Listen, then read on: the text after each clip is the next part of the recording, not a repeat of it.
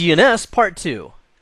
In this nugget, we'll be covering DNS, and this will be Part 2, where I'll start off with delegations. Now, these are different than delegating authority over organizational units or some other terms, uses of the term delegation you might have heard in the past.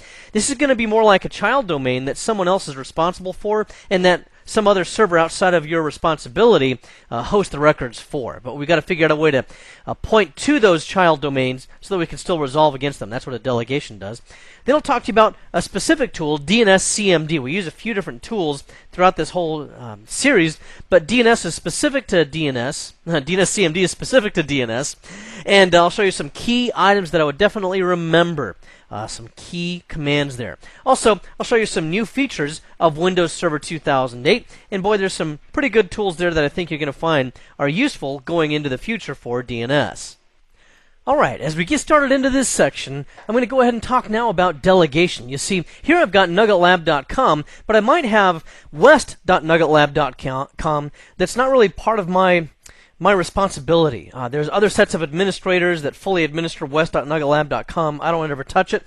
So I really need to just let them be and do their own thing, but at the same time, I do need to resolve against hosts that are in west.nuggetlab.com. So how can I do that? Because I can't just create the zone here because I don't administer it. Somebody else does. Well, let's go to the server that does administer that. Here we haven't even created anything yet, but I'm going to right-click on the forward lookup zone to create a new zone, and I'm going to quickly go through this because you've seen me do this before. But what I want to enter in is west.nuggetlab.com. Okay. Then we'll click on Next. It's going to use a zone file. That's fine. We knew it would do that because this server is not a domain controller, and therefore it cannot also allow dynamic updates. And then once we're done with that, we now have west.nuggetlab.com. Now this has actually a couple of problems initially. Notice that it just gives me a flat namespace of Nugget 2. It kind of has to do that because it has no other way of resolving this server in that zone. So I have to first of all, or next actually, create a new host record for this server, which is Nugget 2. Now it's nugget2.west.nuggetlab.com, and it's located at 10.10.10.72. Then I'm not going to create a reverse lookup for the time being, but just to make things simple. And then once we're done with that, now I've got this, and if I double click on it, sure enough, I should confirm that that is what its fully qualified domain name is. Once that's been done, now I can go to the name server record to edit this. And I'm going to enter in nugget2.west.nuggetlab.com and an IP address of 10.10.10.72. We'll resolve that together. Looks okay. Everything clicks through just fine without any errors. We'll just continue on. The next thing I need to do is to change the start of authority in similar fashion. And with that one, I can also just browse here if I wanted to, just to prevent all of the typing, which I'm prone to make errors with. And then we have nugget2.west.nuggetlab.com. That looks good as well. So now this domain here should be just fine. The next thing I need to do, though, is to go to the parent domain and make sure that it is able to resolve names in that zone of west.nuggetlab.com. So I'll need to create what we call a delegation. This is where, once again, I don't fully administer that zone for West at all, but I do need to point to it. So I'll right-click to choose New Delegation, and then just click Next. And then I'll enter in the delegated domain, which is west.nuggetlab.com. Then I'll click on Add, and this is where I'm going to do a similar thing to what you saw me do on the other screen there, and I'm just going to enter in, what was it, nugget2.west.nuggetlab.com, and then I'll enter in the IP address, 10.10.10.72. And it also seems to have resolved itself just fine here, so I'll just click OK and then OK. And that's pretty much it.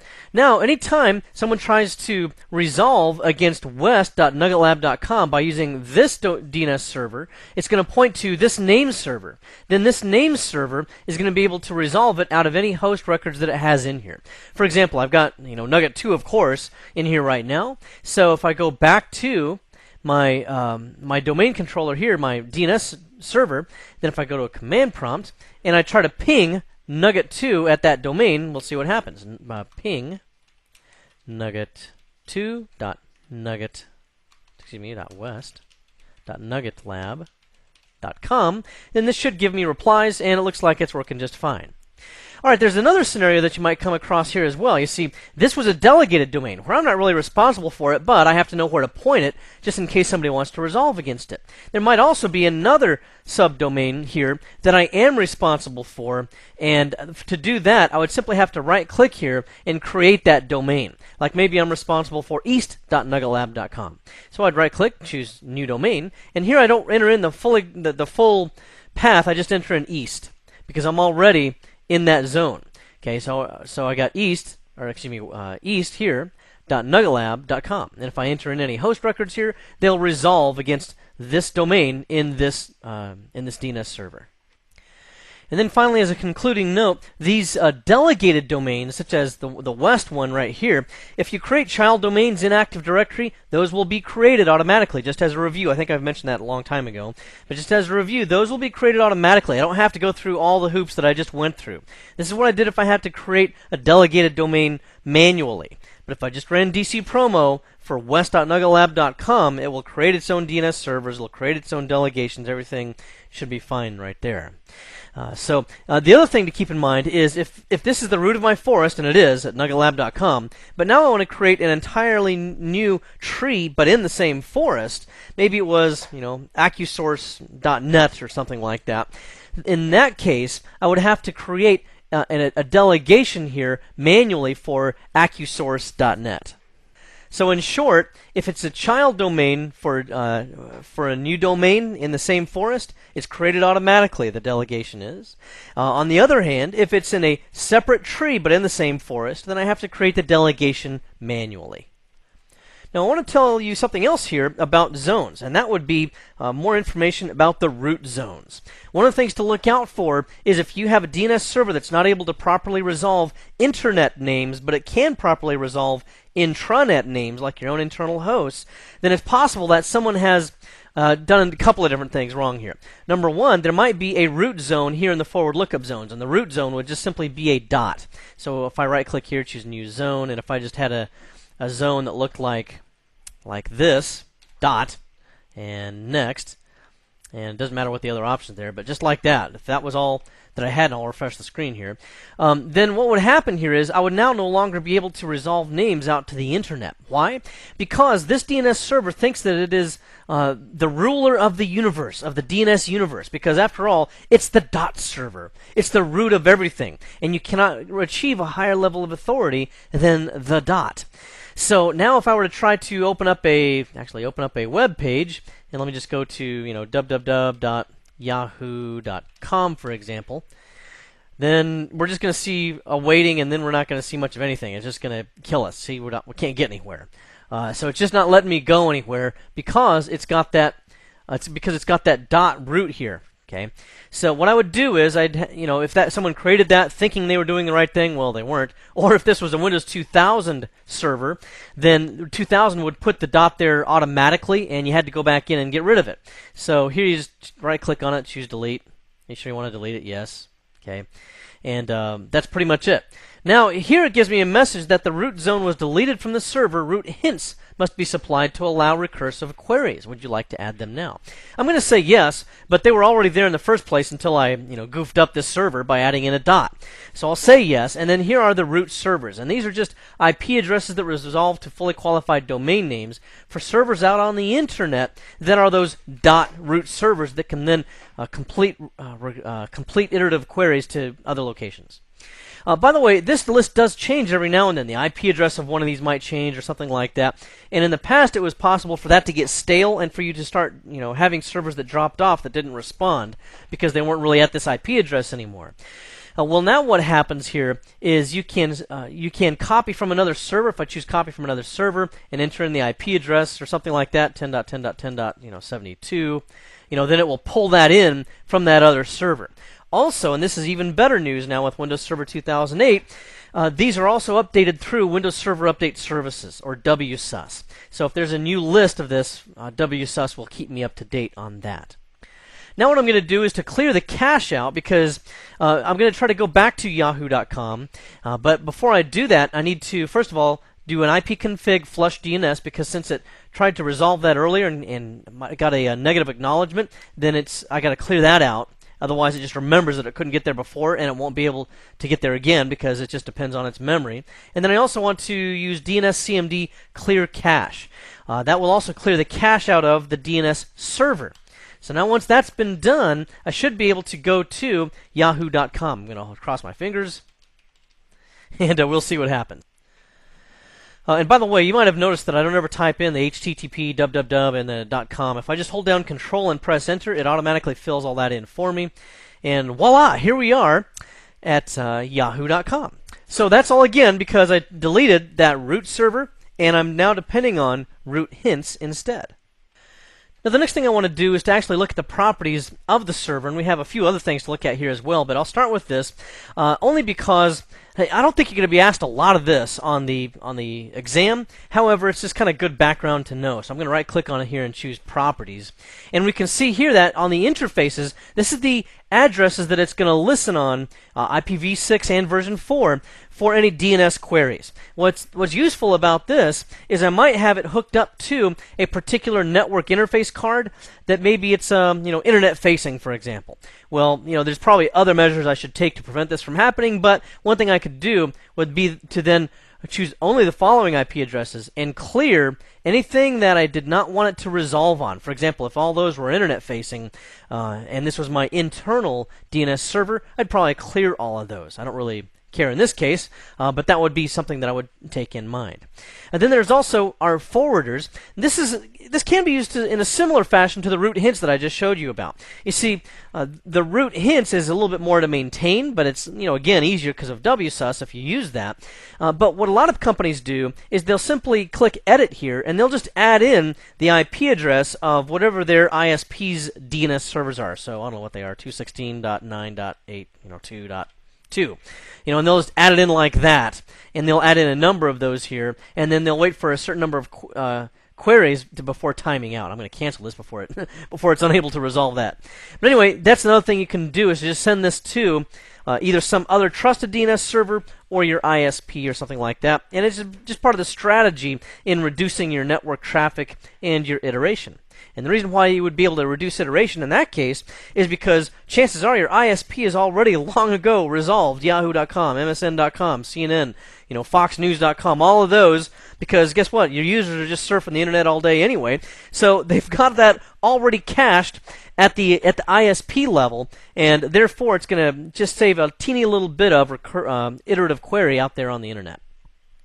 The other thing we can have here on the Advanced tab is the ability to disable recursion. This will also disable forwarders. We talked about recursion earlier, and what this tells the DNS server when I make a query against it is it says, hey, just give me an answer, and if you can't give me an answer, then just tell me you can't find out. So that's pretty much it. That's why that if we disabled recursion, it would disable forwarders, because we would not be able to get any other answers. Then there's also the bind secondaries, which I talked to you about previously. If you have bind DNS servers, you can fail on load if bad zone data. This will prevent corruption, potentially, we hope anyway, in zone data. Normally that's not going to be as big of an issue with Active Directory, but if you're using standard zone files, then that might be.